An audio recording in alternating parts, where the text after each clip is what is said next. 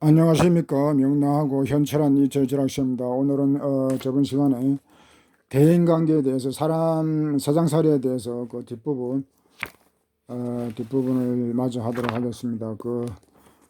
중요한 이야기를 한 게 있습니다. 인간은 아직 발견되지 않았다. 인간은 아직 발견되지 않았다.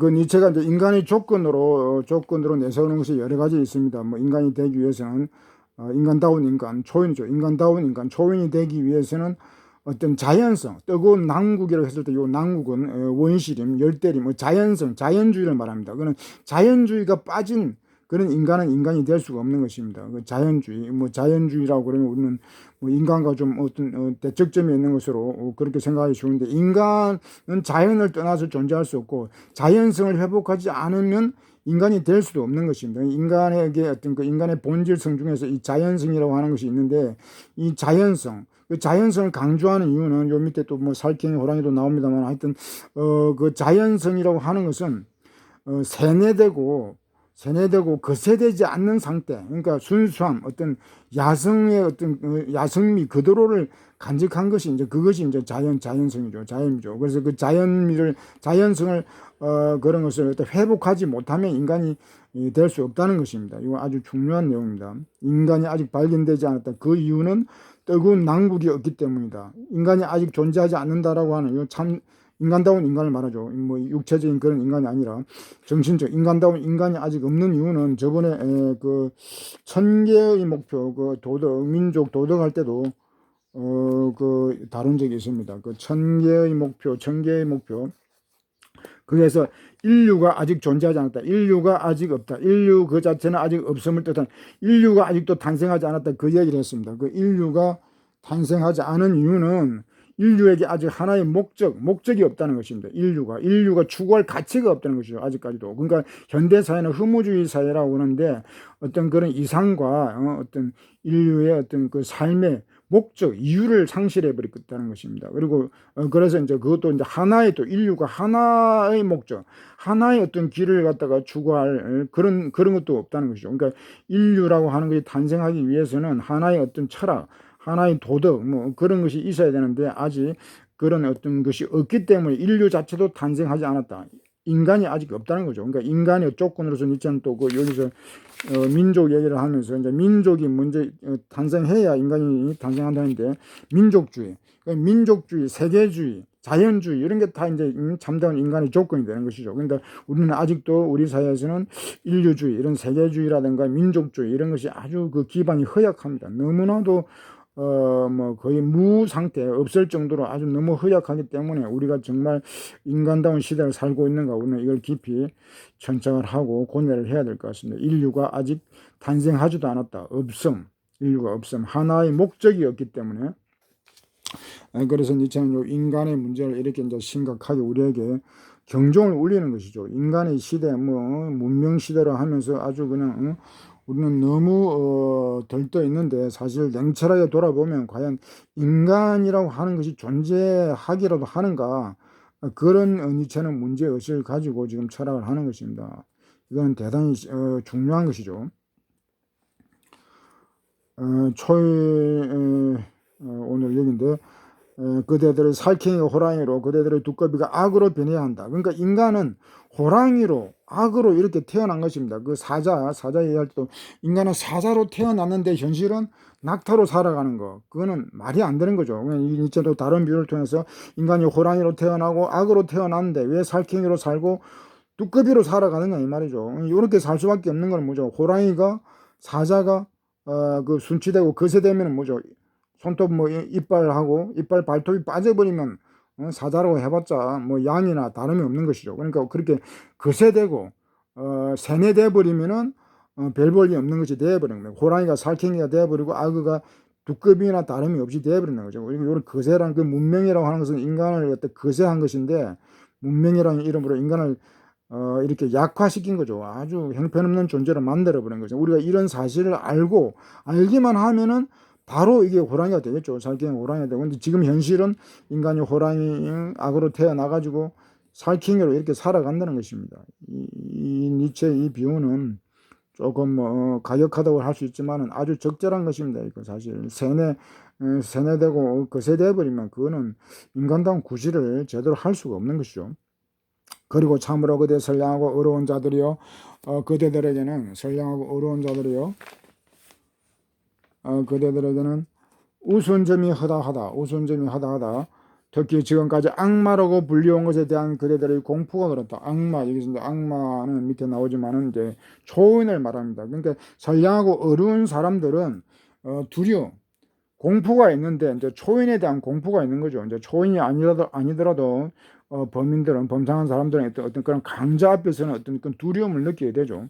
그런데 니체는 이런 것이 그 두려워할 이유가 없는데 두려워하기 때문에 우습다고 이제 표현한 것입니다. 그대들의 영혼은 위대한 것과는 아주 거리가 멀다. 위대한 것이 거리가 멀다. 그러므로 그대들은 초인의 선의를 갖고 대한다 하더라도 공패 진리고만, 그러니까 위대함, 어떤 그런 이 거세되고 이렇게 순치된 어떤 존재는 위대함과 거리가 멀죠. 그렇기 때문에 초인이 아무리 선의를 가지고 친절하게 한다 하더라도 두려움에 떨면서 이제 피한다는 것입니다. 그러니까 이 영혼을 회복하는 거, 이것이 정말 중요한 거죠. 호랑이로 태어나가지고 살쾡이 뭐 악어 두꺼비, 이 두꺼비로 이렇게 살면서 사는 한 호랑이나 악어를 두려워할 수밖에 없죠. 그러니까 이 초인과 좀 비유가 되죠. 살쾡이 호랑이하고 범인 초인 이렇게 하면 비유가 되는 것입니다. 그러니까 너무 수준 차이, 너무나도 차원이 다르기 때문에 초인의 존재만으로도 범상한 사람들에게는 공포가 되고 질리고 만다는 것입니다. 그대 현자들과 그대들의 지혜의 떼약볕으로부터 달아나리라. 그 속으로 초인이 절기에 목욕하는 지혜의 떼약볕으로, 현자들과 그대 지혜의 떼약볕, 이 떼약볕에 그 전에 학자 할 때도 얘기하는데, 학자들이 이런 뜨거운 현장으로 나오지 않고 시원한 그늘 속에서만, 탁상 속에서만 현실을 거부하고 뭐 상아탑이라고 그러죠. 현실에서 도피해가지고 그렇게 한다는 것입니다. 이 현자들, 학자들, 지자들, 이런 거는 초인은 떼약볕으로 현장으로 나온단 말이죠. 뜨거운 떼약볕으로 태양 아래로 나오는데, 이런 현자라는 불리는 사람들은 그렇게 현실을 도피한다면 달아난다. 나와 눈을 마주친 그대 최고의 인간들이요. 최고 인간이라기보다 소위 최고로 일컬어지는 인간들이요. 내가 그대들의 의심하면서 몰래 웃음 짓는 것은 그대들이 나의 초인을 악마로 부를 것이라고 예감하기 때문이다. 이게 악마 아까 나오죠.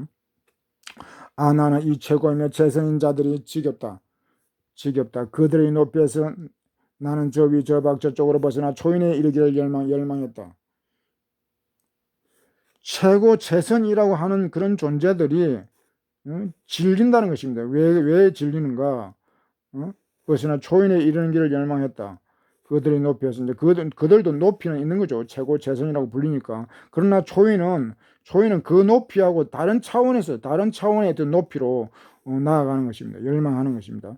이 최선이라고 하는 자들의 그 벌거벗은 몸을 보았을 때 온몸에 소름이 끼쳤고, 그때 나에게는 저 먼 미래를 향해 날아갈 날개가 자라났다. 최선이라고 불리는 그 시대의 어떤 최고라고 하는 자들의 그 벌거벗은 몸, 정체를 이제 알았을 때, 정체를 니체가 파악했을 때 소름이 끼친다는 것입니다. 너무 한심한 것이죠. 이제 그 최선이라고 하는 자들의 그 진면모, 진짜 모습을 보고는 놀랐다는 것이죠. 그러나 이제 그러면서 깨달음, 날개가 돋았다. 이 말은 이제 깨달음을 얻었다는 거죠. 그러니까 이 깨달음이라고 하는 것은 먼 미래니까 이제 초인이 될 수 있는 그런 계기가 되었다는 것입니다. 초인으로 향해 가는. 그러니까 깨달음이라고 하는 것은 뭐 불교에서도 불교라고 하면 이제 우리는 종교라기보다도 불교는 철학입니다. 철학. 뭐 종교가 좀 유교 같은 경우에도 유교로 하지만 유교 철학이고, 불교 같은 거는 불교는 무신론을 전제하기 때문에 불교는 종교 이전의 철학입니다. 그래서 이제 종교적인 어떤 그런 냄새가 난다고 해가지고 불교 그러면 거부감을 가질 것은 없고, 불교 그러면은 어떤 우리가 철학에서 이야기했다는 그냥 불교 철학을 생각하면 됩니다. 그 불교에서는 이 도노돈수라는 말이 있죠. 도노돈수. 이제 단박에 순식간에 그냥 깨닫는다는 것입니다. 순식간에. 그러니까 니체도 이런 우리가 철학을 어렵게 해도 이렇게 또 깨달음이 되고 하지만 어떤 책 한 권 또는 이런 자문이라든 경구 하나를 가지고도 어떤 깨달음이 이룰 수 있고, 또 그 일상이 범상한 사람, 범인들의 어떤 그런 삶에도 보면은 어떤 한순간에 깨달음을 얻어가지고 인생이 완전히 전환하는 그런 경우를 많이 봅니다. 지금 뭐 코로나 사태 이런 어떤 세계적인 난국에서도 우리가 이걸 제대로 직시만 하면은 우리도 큰 깨달음을 얻을 수 있는 것입니다. 얻을 수가 있는 것이죠. 그러니까 니체는 이런 최고로 잘 나간다는 그런 자들의 어떤 그런 모습을 보고 깨달음을 얻었다는 것이죠. 꼭 뭐 공부가 아니더라도 우리가 깨닫고 하는 것은 그렇게 어렵지 않다고 생각합니다. 다만 이제 요 깨닫는다 해가지고 모든 것이 다 완성되는 거 아니죠. 깨닫고 나서도 또 이제 수양을 계속 해야 되죠. 그걸 이제 불교에서는 독로하더라도 점수 계속 수행을 해야 돼. 우리 깨닫기는 쉬워도 그걸 계속 유지하는 거, 각성 상태를 계속 유지하는 것은 상당히 또 어렵죠. 그래서 이제 깨달음은 일단 그렇게 쉽게 할 수 있다는 것입니다. 물론 일반인들도 그렇게 이제 깨닫고 그걸 바로 그렇게 실천하는 사람들도 많이 있습니다. 그러니까 초인적 의지가 다 있죠. 그 뭐 인간극장이라든가 이런 뭐 어떤 그런 텔레비에서도 그런 게 많이 나오죠. 이제 그 어떤 생활 속에서의 어떤 그런 충격적인 경험, 이런 그런 거 하나 가지고 인생이 완전히 바뀌어 가지고 새로운 삶을 사는 사람, 그런 걸 종종 볼 수가 있습니다. 지금껏 그 어떤 조각가 꿈꾸었던 보다도 더 먼 미래를 향해, 더 남쪽의 남극을 향해 신들이 모든 옷을 부끄러워 여기는 저쪽을 향해 날아갈 날개가 나타났다. 이제 초인의 삶이 남극, 아까 열대린 그 남극을 향해 가는 그런 어떤 신들도 옷을 부끄러워, 신들도 부러워할 정도의 그런 어떤 새로운 세상에서 날아간다. 그러나 나는 그대들이 변장하고 있는 모습을 보고 싶다. 그대 이웃들이여 동포들이여 멋지게 차려입고 헛붕 떨고 착하고 어려운 자로 뻐기고 있는 모습을 보고 싶다. 요거 이제 그전 시간에 한 거, 쏙이면은 나를 기만하고 또 뭐 또 했죠. 악인들 얘기하고 또 허영심 요런 게 요긴데 요 다 나오죠. 그대들 인간들 그대들이 가장이란 말하고 같이 가장을 하고 있는 모습을 보고 싶다 이 말이죠. 그러니까 허영이라든가 그런 거 비슷한 거죠. 동포들이요. 동포라고 했는데 요 동포는 말 그대로 하면 민족만을 이야기하는 거 가지고 세계 동포, 이 포라는 것이 자궁 포태 그 어머니 자궁 배 그런 뜻이니까 인류가 하나의 어떤 그런 동포로 볼 수 있죠. 여기서 이제 니체 철학은 세계적인 철학이기 때문에 세계인들이요 멋지게 차려입고 허풍을 떨고 허영을 떨고 해도 그것이 그런 것이 모습이 보기에 좋다는 것입니다. 근데 여기서 이제 요 변장이라고 했는데, 이 변장하는 거, 요것이 왜 의미가 있냐면, 지금, 사람들이 이 마스크, 이 가장이라는 말, 이게 인간이란 그 어원이 영어의 person, 그게 페르소나, 원뜻은 라틴어로 페르소나인데 그게 이제 가면이라는 뜻이거든요. 인간이라는 그 말이 가면이라는 말에서 이렇게 온 것이기 때문에 이 가면 이런 것이 그렇게 나쁜 것이 아니라는 것입니다. 인간이라는 존재가 어떤 가면 없이는 존재할 수 없는 어떤 그런 조건이 있었든지 하여튼 그 언어가 그런 의미를 가지고 있을 정도로 이 가장하는 거, 이것은 어떤 아주 중요한 문제라고 생각이 됩니다.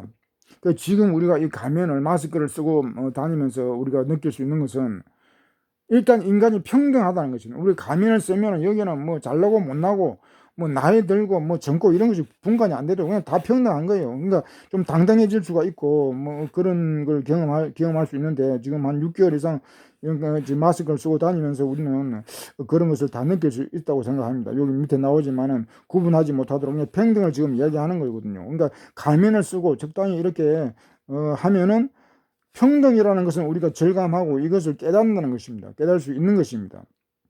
그래서 니체는 저기 가면에 여러 이제 순경들이 있는데, 그래서 이제 좀 더 허풍을 떨고 이렇게 허세에 좀 자기를 꾸미고 좀 더 당당히 뻐긴다, 요보다 좀 당당해진 그런 모습을 나타낸다는 것입니다. 하여튼 요 가면 가장 요런 것은 우리가 철학적으로 많이 좀 더 좀 연구를 해볼 그런 가치가 있다고 생각됩니다. 이 가장 그 은혜도 그러고, 은혜도 어떻게 그렇게 가면이란 말이 인간이라는 말로 이렇게 되었는지 참 그것도 신기하죠.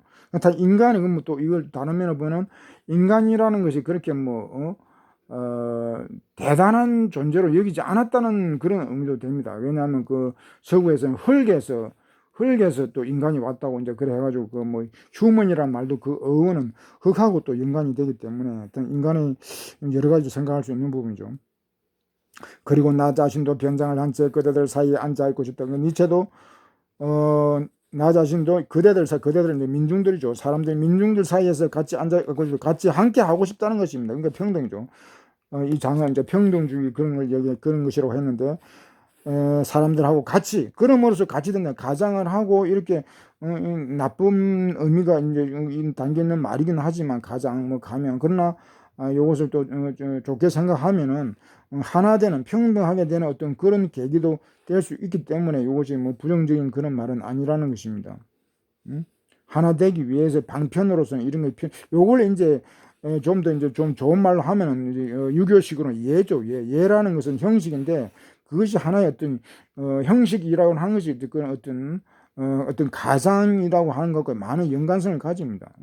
형식이라는 것은 내용 그대로를 보여주는 건 아니기 때문에 하나의 가장이라 할 수 있죠. 그래서 그 유교 철학에서 이제 그 형식 예를 아주 강조하죠. 그 강조하는 이유가 다 있었다고 할 수 있습니다. 그러니까 동양이나 서양이나 이게 뭐 다 철학이 맞닿는 것이 많습니다. 특히 이제 니체 철학은 동양 철학하고 너무나도 유사하기 때문에 우리가 이 지금 동양 철학을 자꾸 비교를 하게 되는 것입니다. 구분하지 못하도록 나와 너희들을 민중들과 나를 구분하지 못하도록 평등하다는 것을 보여주기 위해서 이제 이런 변장 가장이 필요하다는 것입니다. 이제 끝났네요. 끝났고 오늘은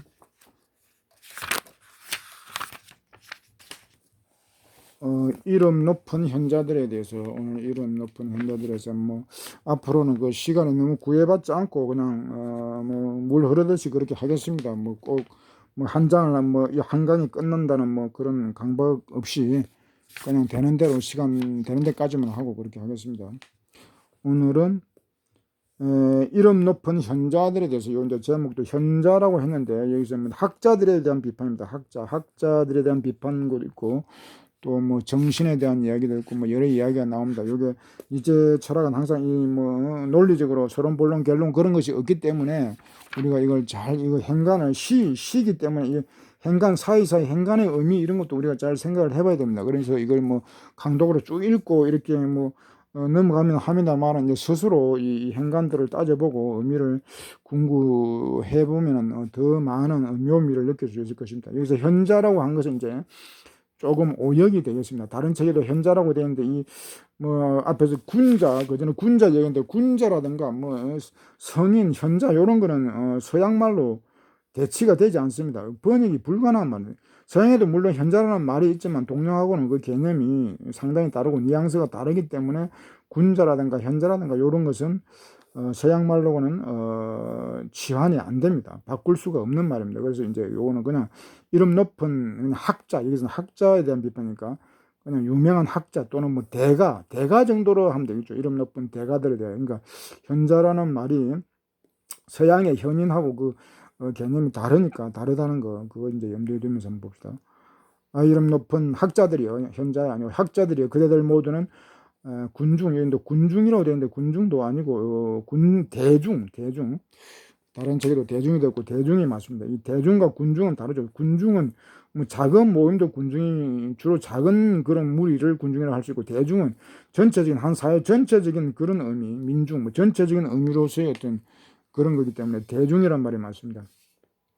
미신에 봉사해 왔을 뿐 진리를 섬기지 않았던 그런 학자들이 대중에 봉사했다. 대중에 봉사했고 학자들이 진리 운운했지만 진리를 섬긴 것은 아니다라고 하는 것입니다. 그리고 바로 그 때문에 사람들은 그대들을 공경하고 두려워했다. 공경하고 두려워까지 한다는 게 또 뭘까요? 그리고 그대들의 무신앙은 대중에 이르는 재치이자 애움길이기 때문에 용인되었다. 이처럼 주인은 노예들에게 방임을 허용하고 그들의 방종조차도 즐기는 것이다. 그러니까 이제 요 내용이 학자라고 이제 하지만은 이름 높으니까 대가라고 하지만은 그들의 그 실상을 보면은 노예라는 것입니다. 민중의 노예, 대중의 노예라는 것입니다. 노예. 주인, 여기서 주인은 이제 민중이고, 학자가 노예라는 것이죠. 그 이유들이 이제 나오겠는데, 여기서 이제 그 대신 이제 학자들이 신앙을 가지고 있지 않다는 거. 요것이 이제 군중하고 다르죠. 대중은 다 신앙을 가지고 있죠. 다 종교적이고 맹신적이고 이제 그렇기 때문에 신앙을 가지고 있는데, 물론 한국인도 대부분 다 종교를 가지고 있습니다. 유교를 가지고 뭐 종교는 아니냐, 종교가 뭐 아니다 기다 뭐 그런 논란이 되긴 한데, 유교도 다 100% 종교입니다. 한국인은 다 유교를 믿고 제사를 지내기 때문에 다 종교적이라고 할 수 있습니다. 종교라는 것이 철학적으로 뭐 그렇게 어려운 말이 아닌데, 한국에서는 이상하게 종교를 보지 않는 그런 이상한 일이 있습니다. 근데 그 유교도 100% 종교입니다. 종교라는 것은 뭐 다른 것이 아니고, 과학적으로 증명되지 않는 그런 것들을 갖다 그냥 믿는 거, 맹신적으로 어떤 인간의 삶을 지배하는 그런 것들은 다 종교가 되는 것입니다. 꼭 뭐 신이라고 하는 것이 뭐 거창한 신이 아니더라도 조상신만 가지고도 얼마든지 인간의 삶을 규제할 수가 있죠. 그런 것들이 다 종교가 되기 때문에 유교도 종교입니다. 그래서 이제 그리고 이제 더 문제가 되는 것은, 무교라고 하더라도 뭐 한국인들은 많은 경우 뭐 무신론자라고 하지만은, 무신론자라 하더라도 그 삶은 다 종교인처럼 그렇게 살아갑니다. 그래서 이제 이 종교인이 한국에는 아닌 사람이 거의 뭐 없다고 해도 과언이 아니죠. 그러니까 이 다 신앙을 가지고 있는데, 학자들은 대가들은 그러나 신앙에서는 해방이 되었다는 것입니다. 그렇지만은 군중들이 그것을 봐준다는 것이죠. 용인된다 이 말이에요. 왜 군중들은 그런 학자들에게 그런 불신앙에 대해서 관용을 베푸는가? 그만큼 이제 학자들이 이제 군중 민중에 대해서 영합이라고 그러죠. 대중 추수주의 영합, 대중 영합하는 뭐 또는 아부하는 그런 것이 강하기 때문에 이제 민중은 그것을 용인하면서 때로는 그 노예들 학자들에게 자유를 주고 방탕할 그런 자유까지도 주면서 그것을 지켜보면서 즐긴다는 것입니다. 이용을 하는 거죠. 대중이 학자들 이용한다는 것입니다. 그런데 이제 한국에서 보면 지금 이 학자들도 종교에 믿는 사람들이 많아요. 대놓고 뭐 종교 신자를 떠벌리면서 뭐 매체에 나오고 그런 놈들이 많거든요. 이 특히 철학 교수가 종교를 가지면 그거는 교수로서 자격이 없는데도 한국에서는 그런 자들이 상당히 있더라고요. 그러니까 이런 거는 말도 안 되는 거죠. 교수가 종교를 가지고 종교 활동을 하면서 학문 활동을 한다, 철학을 한다. 그것은 있을 수가 없는 거죠. 유치한 짓인데 그 한국 사회에서는 이 아주 용인이 되고 있습니다. 니체는 요때만 해도 학자들이 대가로면은 신앙이 없었다는 것이죠. 근데 지금 한국 사회에서는 지금 학자들, 뭐 과학자들도 종교를 믿는 사람이 많고, 이거는 말이 안 되는 현상입니다. 그러나 대중의 미움을 받는 자는 개들에게 쫓기는 늑대의 신세와 같다. 그러나 이제 대중의 미움을 받는, 대중의 어떤 반하는, 대중의 영합하지 않는 그런 학자들은 피곤한 거죠. 이제 늑대, 개들 쫓기는 늑대다. 그렇게 미움을 받는 것, 그가 자유로운 정신이며 속박에 맞서는 자이고 숭배를 모르는 자이며 숲속에 거처하는 자이다. 요게 진짜 학자죠. 이런 경우에 요거 이제 사자라고 표현할 수 있는데, 사자는 자유 정신이고 속박 해방된 자고, 숭배, 뭐 종교 이런 것을 모르는 자고, 숲에 거한다. 자연이죠. 자연. 이런 것이 이제 사자, 진정한 학자죠. 여기 이제 이 학자라고 하는 것을, 학자도 이제 사자형 학자, 그리고 이제 저항하는 사자형이 있고 낙타형이 있고, 여기서는 이런 사자형 학자를 말하는 거, 요런 경우에는 이제 낙타죠. 학자라고 해서 뭐 학자 뭐 별게 아니고 똑같은 낙타라고 하는 것입니다. 낙타. 학자 비판은 이제 학자가 낙타라는 것이죠. 이러한 자를 찬양하여 그 은신처를 몰아내는 것을 군중은 언제나 정의감으로 부른다. 그러니까 이 대중들은 갖다가 이렇게 학자들까지도 이렇게 뭐 사냥하듯이 이렇게 한다는 것입니다. 그런 것을 정의라고 한다 이 말이죠. 그러니까 학자들까지도 아주 천박한 존재로 만들어버리는 거죠. 대중은 날카롭게 거지없는 이를 가진 개들을 풀어서 끊임없이 이러한 자의 뒤를 쫓도록 한다. 그러니까 학자들, 사자 같은 그런 학자들을 갖다가 잡아 죽이는 거예요. 뒤를 쫓는다. 날카롭게 거지없는 거 사냥.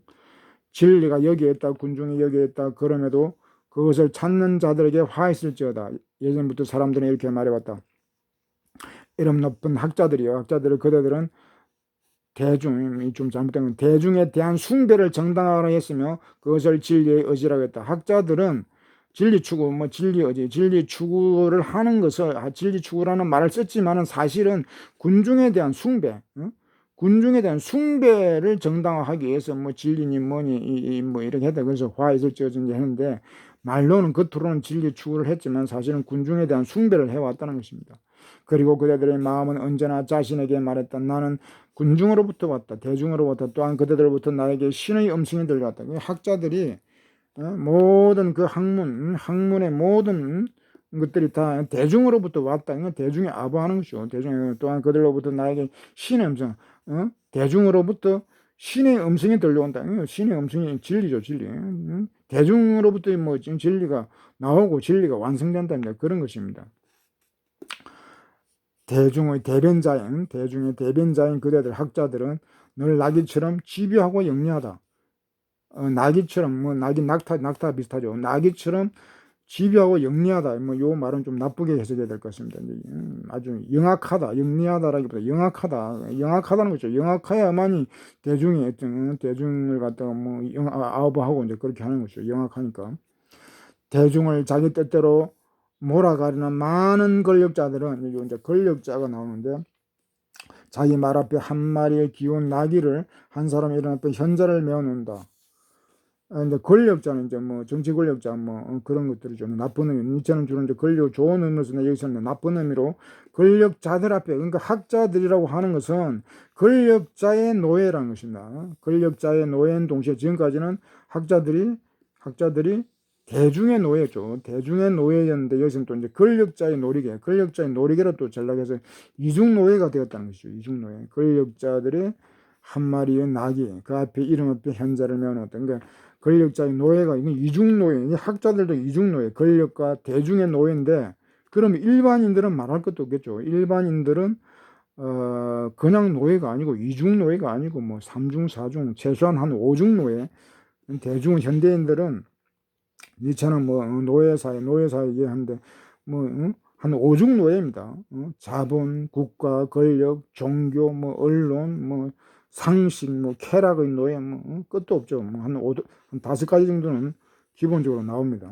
자본의 노예. 여기서 이 학자들도 자본의 노예죠. 학자들도 언론의 노예고, 학자들도 쾌락의 노예고. 그러니까 이 한두 가지가 아니기 때문에 이 노예 해방이라는 것이 참 간단한 문제는 아닌 것 같습니다. 나는 그대들이 마침내 사자의 가죽을 완전히 벗어버리려 봤나. 그러니까 학자들이 대가들이 이제 자기들은 사자 정도는 된다고 이렇게 이제 자신을 가지고 했는데 그건 환상이라는 거죠. 너희들은 사자가 아니고 낙타다 이 말이죠. 사자의 가죽을 벗어 던져라. 학자라고 해봐야 다 낙타에 불과한 존재다 이 말이죠. 맹수의 가죽을 알록달락한 가죽을 그리고 탐구하는 자와 찾는 자 정복자의 더부룩한 변발을 벗어버리라. 이 탐구 찾는 자 정복자 이거 다 사자의 특징이죠.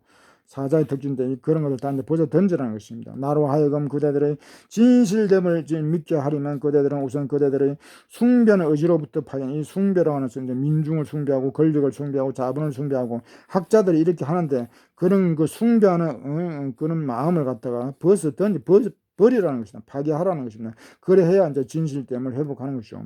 진실되다. 이제 진실 나오는데 이제 진실이라는 말은 좀 서구적인 개념입니다. 여기서 진실이라는 말은 진리, 트루스, 뭐 진리하고 관련된 아까 진리 나왔죠. 진리라는 그 이제 서구적인 개념이라고 볼 수 있습니다. 이 진실한 말 우리말이긴 하지만 서구의 진리를 갖다가 트루스를 그 번역하면서 이게 조어된 것입니다. 만들어진 말입니다. 최근의 말이죠. 그러니까 우리의 전통적인 동양에서의 어떤 진실에 해당하는 말은 성실입니다. 성실. 이 성실을 갖다가 뭐 진실보다 하위 개념으로 이렇게 볼 수도 있겠지만 이 철학에서는 이 성이라고 하는 말은 진실, 진리를 다 포괄하는 그런 말입니다. 대단한 말입니다. 이 동양에서 이 성이라고 하는 말은 그러니까 이 진실보다 오히려 성실이라는 말이 더 맞을 수도 있습니다. 성실, 진실되다. 그 중용에서 성이라는 것은 성자천지도야. 이게 진리라는 의미로 성자천지도야, 뭐 성지자, 인지도야 그런 말이 있는데 이 성이 동양에서는 성이라고 없으면 이 우주는 없다. 뭐 불성무물 뭐 그런 말도 할 정도로 이 성이라고 하는 것은 엄청나게 강조됩니다. 성 신이 없는 사막으로 가서 자신의 숭배한 마음을 파괴해버린 자를 나는 이렇게 부른다. 신이 없는 사막으로 가서 이제 신이 없는 사막으로 간 게 여기 이제 사자죠, 사자. 자신을 숭배하는 마음을 파괴해버리는 거. 이 진실된, 그러니까 이 진정한 학자는 이렇게 신이 없는 사막으로 가서 그런 우상 숭배하는 것을 다 버려야만이 이제 참된 지식인이 된다는 것입니다. 그자는 타는 듯한 햇볕 아래에 누런 모래밭에서 목말라 하며 어두운 그늘 아래 생명체들이 쉬고 있는 샘물 넘쳐 흐르는 섬을 애타게 겠는지 하다. 요 섬은 이제 밑에 나오는데 이제 오아시스입니다. 오아시스.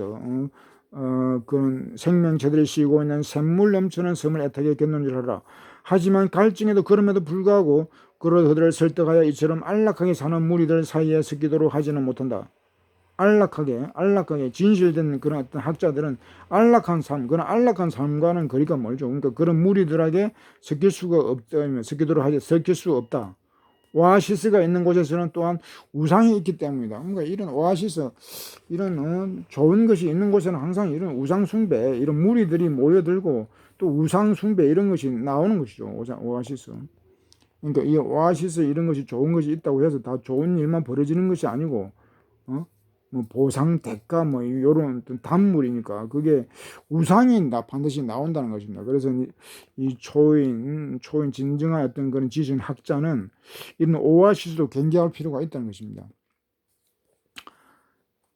굶주리고 난폭해지고 고독해지고 신을 부정한다. 사자의 의지는 스스로 이렇게 되기를 원한다. 사자는 굶주리고 난폭하고 고독하고 신을 부정하는 그런 존재거죠. 여기 이제 난폭하다 이 말은 이제 야생적인 공격적, 저항적인 그런 것이고, 굶주림 이런 것을 두려워하지 않는 것이고, 고독 이런 무리들, 안락한 무리들하고 같이 할 수 없기 때문에 고독을 또 감수해야 되는 것입니다. 신을 부정하는 것은 이제 당연한 것이죠. 이게 이제 이렇게 돼야 사자형 이제 그런 학자가 되는데, 현실이 이제 그렇지 않다는 것을 이제 비판하는 것입니다. 노예의 행복에서 해방되고 신들과 숭배로부터 구제되며 두려워하지 않으면서 다른 사람을 두렵게 하고 위대하면서도 고독게 하는 것. 진실된 자들의 의지는 이와 같은 것이다. 노예의 행복에서 해방. 그러니까 이 낙타인데, 이 낙타적인 삶은 거기에서는 그게 낙타도 행복을 말하고 사랑을 말하고 뭐 자유를 말하고 뭐 별걸 다 이야기하죠. 그렇지만 그런 것은 노예적인 것이기 때문에 아무런 가치가 없는 것입니다. 그래서 노예적 행복 이런 것은 벗어나야 되죠. 해방되고. 그리고 이제 두려워하지 않으면서도 다른 사람들의 두려움을 주게 한다, 두렵게 한다. 그러니까 뭔가 어떤 경멸스러운 그런 존재가 되면 안 되겠죠. 그러니까 뭔가 두렵지는 않지만 다른 사람들에게 뭔가 어떤 그런 위험이 좀 있어야 된다는 것입니다. 위대하면서도 고독하다. 이 고독은 피할 수가 없는 것이죠. 안일한 무리 속에서는 언제나 이렇게 함께 할 수는 없죠. 이런 사람들을 존중은 하지만은 안일한 삶에 그 안주는 할 수 없는 것입니다. 그렇다면 고독도 이제 감수를 해야 되는 것입니다.